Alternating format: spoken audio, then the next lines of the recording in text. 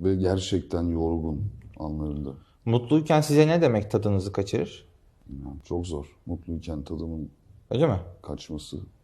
Yani bir yerde oturuyorsunuz, çok neşelisiniz. Ya üf, hadi gitmiyor, sıkıldım artık falan diyor mesela yanınızdaki kişi. Enerjiniz Yok, düşmez mi? yok düşmez. Çok iyi Giderim. ya. Valla. Hani o zaman siz sadece mutluluk anları da değil, duygularınızı dış dünyada kolay kolay etkileyemeyecek duvarlar da çekebiliyorsunuz.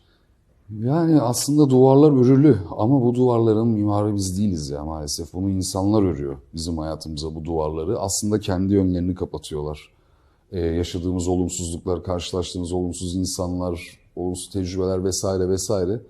Haliyle e, bir süre sonra artık birçok şey seni etkilememeye başlıyor. Çünkü çok daha böyle önemli şeyler hele ki yaşamış bir insansan Doğru. artık o duvarlar bir nevi sığınağın yani adı üstünde.